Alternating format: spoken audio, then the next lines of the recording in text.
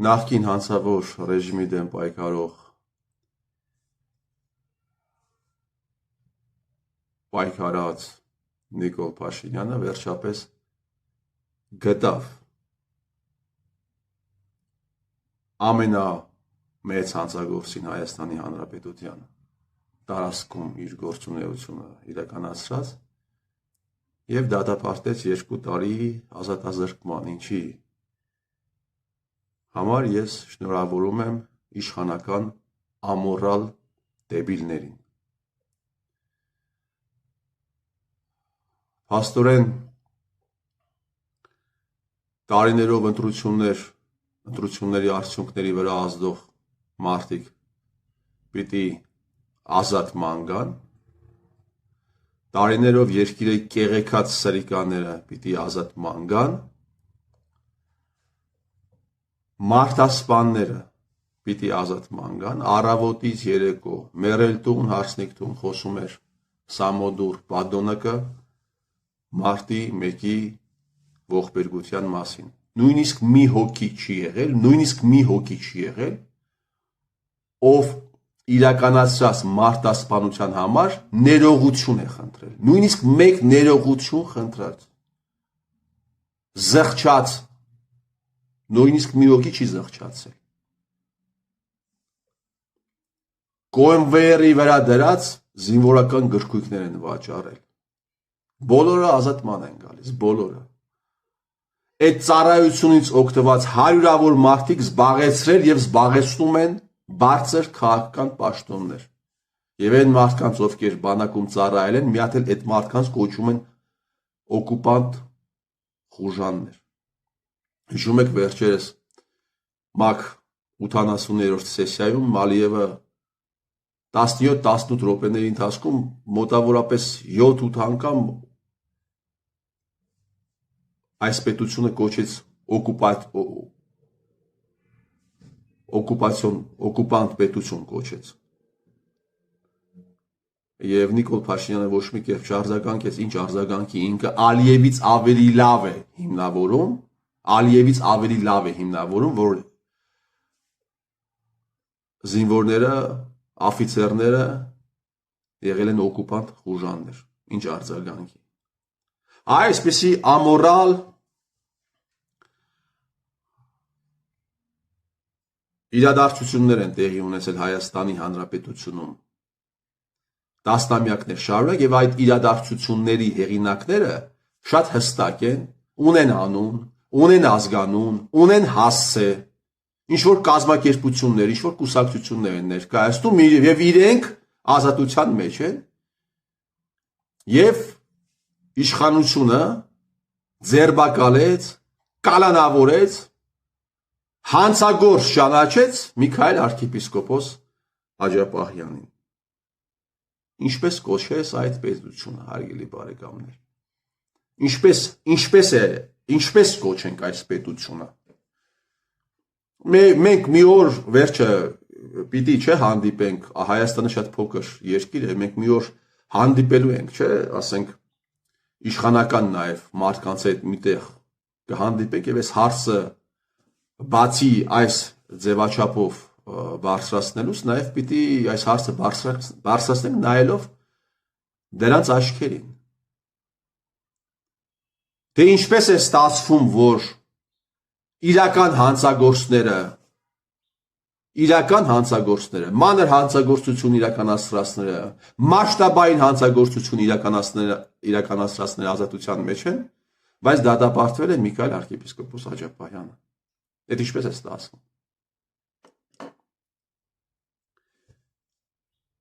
Այս երևույթը խոսում է նրա մասին, հարգելի բարեկամներ, այս երևույթը եւս մեկ անգամ ապացուցում է, որ Հայաստանի Հանրապետությունը բոզանոց է։ Ես նկատի չունեմ բարի սեռական ենթատեքստը, ես նկատի ունեմ մորալ օրենքների զուրկ մարդկանց կողմից ղեկավարվող մի կազմակերպություն։ Բացարձակապես մորալ օրենքների զուրկ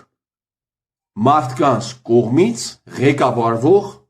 մի կազմակերպություն, որը նույնիսկ դժվար է անվանել պետություն։ շատ դժվար է անվանել պետություն, որը ինքնիշխան չէ,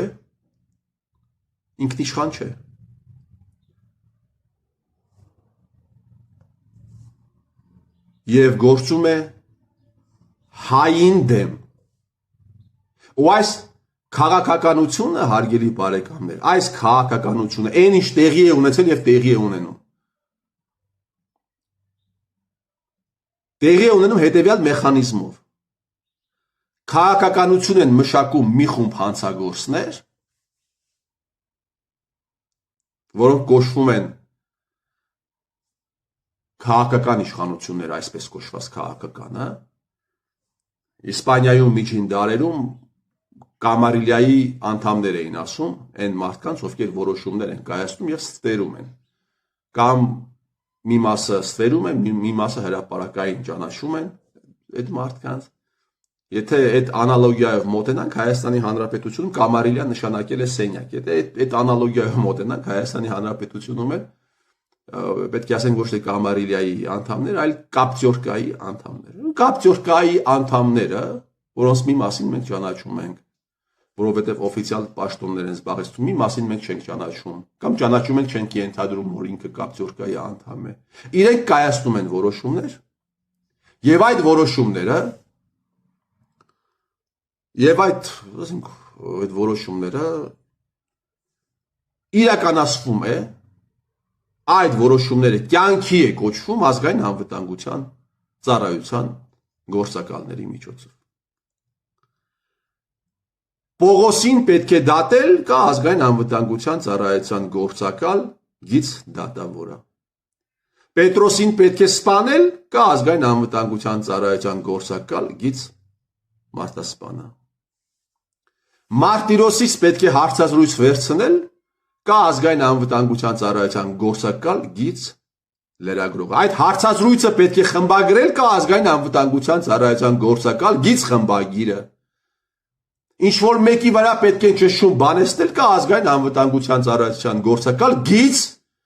քրեական հեղինակությունը։ Եվ այսպես շարունակ, հարգելի բարեկամներ։ Վճիրը կտան այդ համակարգի միջից ֆաքսով կուղարկեն դատավորին, ինքը կկարդա։ Այսպես է գործել Հայաստանի Հանրապետության արտահայտությունը եւ այդպես է գործում մինչեւ հիմա։ Եվ սա մեծ հանցագործություն է հայ ազգի նկատմամբ։ Սև գործ կար անելու, սև գործ կա անելու, կեղտոտ գործ կա անելու։ Կիրականացնեն հեղափոխություն, որը կգլխավորի ազգային անվտանգության ծառայության գործակալ գիծ հեղափոխականը։ Եվ ինքը այդ գործը գլուխ կբերի։ Ուշային գլուխ կբերի, նա կգերակատարի այդ գործը։ Այս մեխանիզմն է գործել եւ գործում։ Եվ այն մարդիկ, ովքեր հայտ են ներկայացնում քաղաքականությամբ զբաղվելու եւ կապ չունեն այս համակարգերի հետ, հեռու են, այդպիսի մարդիկ քիչ են, դες ասեմ, այդպիսի մարդիկ քիչ են։ Կապ չունի դու ընդդիմություն ես, այսպես կոչված իշխանություն ես, դու կարող ես ընդդիմադիր լինես, բայց լինես այդ համակարգի մեջ։ Բայց այն մարդիկ, ովքեր այս համակարգից դուրս են, պիտի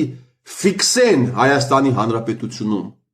քաղաքականության մշակման եւ իրականացման այս մեխանիզմը եւ պետք է հրապարակայնորեն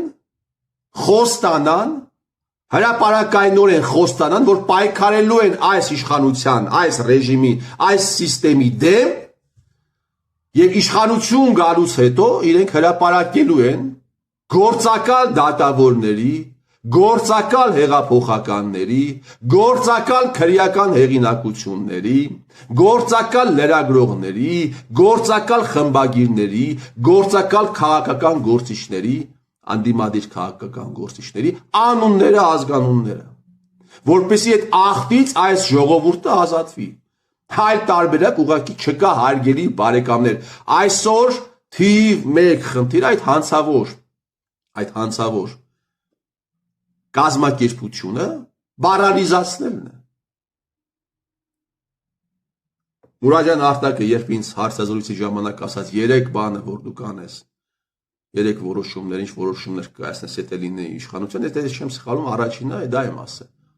Պիտի լինի լուստրացիա։ Այն անձինք, ովքեր անկախ դատարան են ներկայացրել, որոշումներ են կայացրել Հայաստանի Հանրապետության, հանուն Հայաստանի Հանրապետության անունից իբրև թե, բայց ոչ թե արտահայտություն են իրականացրել, այլ եղել են ԱԱԾ-ի վերահսկողության տակ, այդ մարդկանց անունները պիտի հրապարակվի։ Օրենքով նախատեսված լրիվ օրինական, լրիվ արտար ձևով պիտի իրականացվի այդ գործընթացը եւ այդ մարդիկ պիտի առնվազն հանրային պարսավանքի ենթարկվեն եւ ես նաեւ ակնկալում եմ, որ այդ մարդիկ պիտի կանգնեն արտահայտության առաջ։ Պետք է տեղի ունենա նաեւ փոխհատուցում։ Հատուցում պետք է տեղի ունենա։ Անպայման։ Եթե այս ամենը տեղի չի ունենում, հարգելի բարեկամներ, մնացածը սա մինիմալ, բայց ոչ բավարար պայմանն է, որ այս հողի վրա արև բացվի եւ մարդիկ սկսեն շնչել։ Եթե չկա այս ամենը, տնտեսական քաղաքականություն, առողջապահության ոլորտում անվտանգային ինչ-որ հարցեր անիմաստ է, ամբողջապես անիմաստ է։ Պիտի ելի եմ կրկնում ազգային անվտանգության ծառայության ենթակայության տակ գործող պատդոնկների անունները, ես չեմ ասում բոլորի, մարդ է եղել, միգուցե ուզեցել է անարդարության դեմ պայքարել եւ ինչ-որ ասենք իր անունն էլ կա այդտեղ, բայց այն մարդիկ, ովքեր քաղաքականությամբ են զբաղվել, այն մարդիկ, ովքեր դատական իշխանությունն են ներկայացրել, ովքեր քրեական այսպես կոչված իշխանություն են ներկայացրել եւ ովքեր չորրորդ իշխանությունն են ներկայացրել եւ եղել են այդտեղ այդ ցուցակների մեջ են, այդ մարդիկ շատ վատ բան են արել եւ անում եւ այդ մարդկանց անունները պիտի հրապարակվի։ Քաղաքականությամբ զբաղվող հարգելի բարեկամներ, մտածեք այս թեմայի վերաբերյալ եւ արտահայտվեք այս թեմայի շուրջ։ Ներկայացրեք պահանջ,